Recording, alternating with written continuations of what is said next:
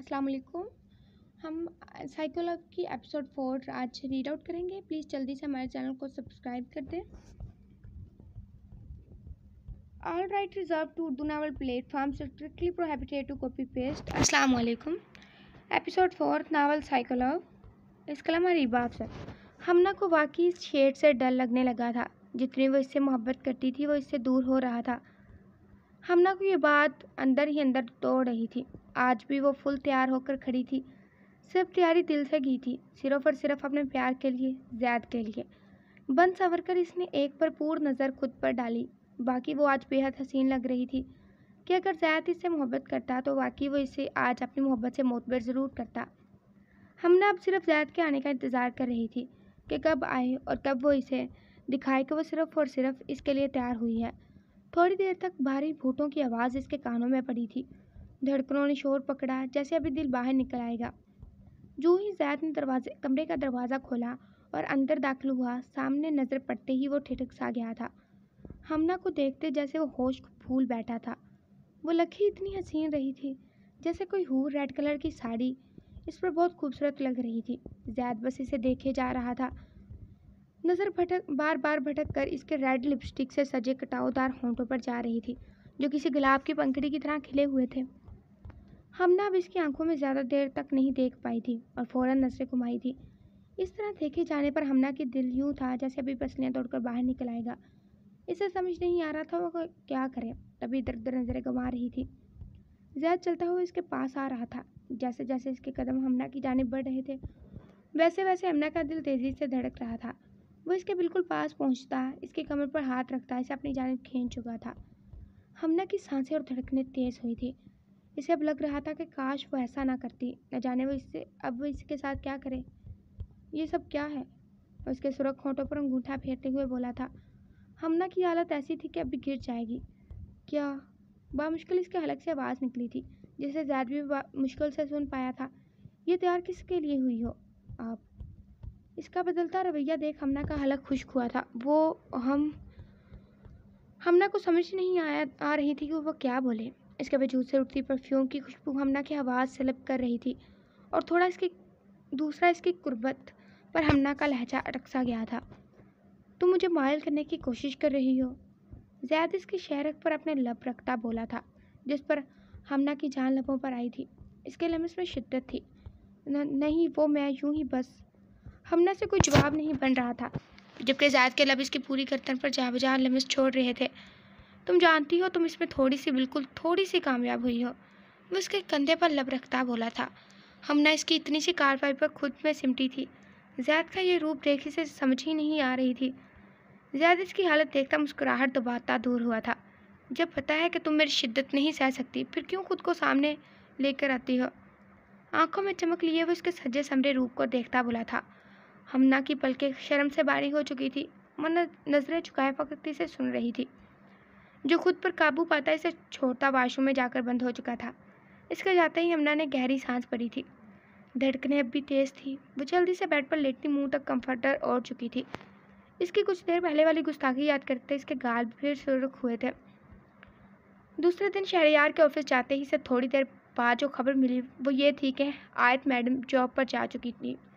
एक तो इजाज़त के बगैर, दूसरा इतने बड़े बिजनेसमैन की बीवी अब जॉब कर रही है। ये न्यूज़ अगर ब्रेक हो जाती तो इसके दुश्मन इसका गलत फ़ायदा उठाते। शायद वो आयत को भी नुकसान पहुंचा देते। इस सबसे आंखों वाली गुड़िया ने शहरयार को काफ़ी तंग करना था, अभी जिसका अंदाज़ा वो लगा चुका था। गुस्से से जबड़े पीछे वो न्यूज़ चैनल की बिल्डिंग में दाखिल हुआ था। सुर्ख होती काली आंखें जो गुस्से से लाल थी, जिससे वो आयत को सब वाकई छोड़ने वाला था। अगला नज़ारा जो इसे देखने को मिला, इसने तो शहरयार का दिमाग ही घुमा दिया था। आयत अरसलान के पास बैठी इसके जख्म देख रही थी, जो शहरयार के ही गार्ड्स ने दिए हुए थे। आयत को शहरी पर कल रात की हरकत पर बहुत गुस्सा था। क्या कर रही हैं आप यहाँ? वो तकरीबन थाटती हुए बोला था।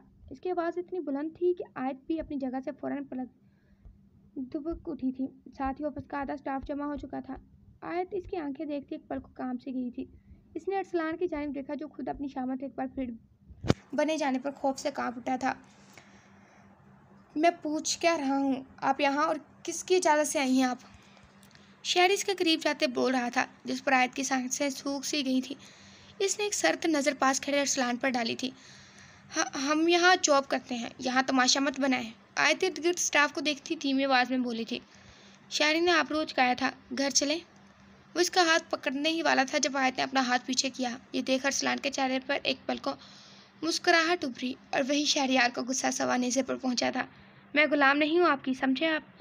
आयत 20 बार चीख कर बोली थी। सब्ज़ आंखों में हल्के से लाल डोरे थे जो इसे मज़ीद खूबसूरत बना रहे थे। छोटी सी नाक सुर गुस्से की ज़्यादती की वजह से लाल हो चुकी थी। गुलाम नहीं, बीवी हो मेरी। वो भी चेहरे पर इस्तज़ाहिया मुस्कुराहट सजाकर बोला था कि अगर आयत की जगह कोई और इससे इस लहजे में बात करता तो अब इसका कोई हिस्सा ज़रूर इस दुनिया से कूच कर गया होता। पर यहाँ बात थी इसकी धड़कन की, इसकी जान की, जहाँ पर वो मगरूर शहज़ादा अपने आप पर काबू किए हुए था। शोहर। इंसान का दिल तब तक किसी की तरफ माइल नहीं होगा जब तक हम खुद ना चाहें। और कितनी खुशी की बात है ना, मैं और मेरा दिल आपकी तरफ माइल ही नहीं हुए। 1000 बार बोल चुकी हूँ, नहीं मानती मैं आपको शोहर, समझे आप?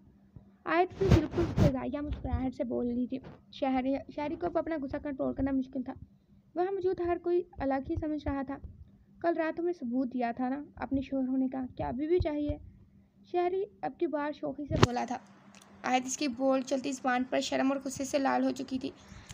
इसका बस नहीं चल रहा था कि इसका कत्ल कर दे जो यूं बोल रहा था, जबकि शहरी इसकी हालत से महसूस हुआ था। इसकी कमर पर हाथ रखते हुए उसे अपने साथ लगाता कैमरे के सामने हुआ था। आपके लिए बिल्कुल एक बड़ी न्यूज़ है। ये है कि मिस आयत शहरयार चौधरी मेरी अजीज़ जान बीवी। शहरयार सब पर एक तरफा नज़र डालता मुस्कुराहट पास करता वहाँ से आगे बढ़ गया था, वहाँ मौजूद सबको हक्का बक्का छोड़। पार्किंग में आते आयत को गाड़ी में बिठाकर वो खुद भी गाड़ी में बैठ चुका था। घटिया इंसान, तुम्हें ज़रा बराबर भी शर्म है क्या? आयत गुस्से से फंकारी थी जब वो इसे अपनी जानिब खींच चुका था। आयत का चेहरा शहरी के चेहरे के बिल्कुल पास था। इनमें 1 इंच का फासला था। आयत की धड़कनें एक बार फिर तेज़ हुई थी। वो जब भी इसके पास होता इसका दिल यूं ही सर पर दौड़ने लगता था।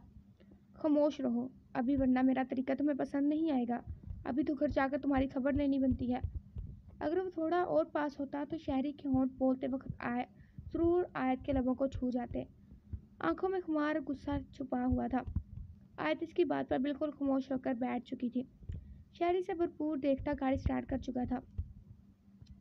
जुहान का ग्रुप यूनी के ग्राउंड में बैठा, वहाँ पर वो फुटबॉल पकड़े फुटबॉल को उछाल रहा था जब इसकी नज़र मिनाल पर पड़ी थी, जो किताबें सीने से लगाए रिमशा के साथ चली आ रही थी। फुल ब्लैक ड्रेस में ऊपर हिजाब और जैकेट पहने वो बहुत पुरकशिश दिखाई दे रही थी। इसके नाक में पहना नोजपिन हल्की धूप में चमक रहा था। जुहान ने हाथ में पकड़ी बॉल को शातिर मुस्कुराहट के साथ देखा था और फिर मिनाल के बैठने की देर थी कि जुहान ने बाल उछालकर इसकी जानिब फेंका, जो सीधा मिनाल के सर पर लगा था। आह! मिनाल दर्द से करा उठी थी। इसने नज़र उठाकर सामने देखा, जहाँ जुहान लापरवाह से अंदाज में खड़ा था और साथ ही इसका ग्रुप था। हे मिस करती पड़ती, बॉल पास करो। उफ्स, तुम्हें लग गई है ना? ज़्यादा तो नहीं लगी? जुहान फिक्रमंदी के साथ चेहरे पर सजाता मसनूई परेशानी से बोला था। मिनाल को गुस्सा ही तो आ गया था इसकी हरकत पर, ऊपर से सर पर लग भी गई थी। गुस्से से इसकी नाक सुर्ख हुई थी, गाल लाल हो चुके थे, नोजपिन नाक में बेहद प्यारा लग रहा था। जुहान ने गौर से इसे देखा था। मिनाल ने फुटबॉल को पूरी कुव्वत से दूर फेंक दिया और वो इससे पहले कि वहाँ से जाती जुहान तेज़ी से वहाँ पहुँचा था। सॉरी बोलो। जुहान गुस्से से इसे घूरते हुए बोला था। मिनाल भी ठीठ बनी खड़ी थी। नहीं बोलूँगी। मिनाल ठीठ बनी दू बदू बोली थी, जिस पर जुहान को और गुस्सा आया था। इसने मजबूती से मिनाल का बाजू पकड़ा था, जिससे इसकी मजबूत उंगलियां मिनाल की बाजू में धंस गई थी। सारे लोग इनकी जानिब देख रहे थे। मिनाल को अजीब सा महसूस हो रहा था। वो कैसे इस बदतमीज इंसान से हार सकती थी? इसे रह रह कर गुस्सा आ रहा था। दिल कर रहा था अभी इसका मुंह नोच ले, जो किसी और को तो कुछ समझता ही नहीं था। चारों न चार मिनाल ने इसे सॉरी बोला था। सॉरी। जुहान के चेहरे पर फतह की मुस्कुराहट थी। दोबारा मुझसे टकराने का सोचना भी मत। 2-4 दिन तुमसे बात क्या कर ली, खुद को हूर समझती हो? जुहान चौधरी नाम है मेरा। अगर दोबारा ये हरकत की ना तो बख्शूंगा नहीं तुम्हें। वो इसकी आंखों में देखता लापरवाही से बोला था और मिनाल का बाजू छोड़ता वहाँ से चला गया था। पीछे मिनाल अपनी बुक्स उठाती रिमशा को लेती यूनी से ही बाहर निकल चुकी थी। दूर से ये सब देखती सारा के चेहरे पर गुस्सा और नफरत थे। इसने सोच लिया था कि अब इसे क्या करना है। शाहतर मुस्कुराहट के साथ वो वहाँ से वॉकआउट कर गई थी, जारी है।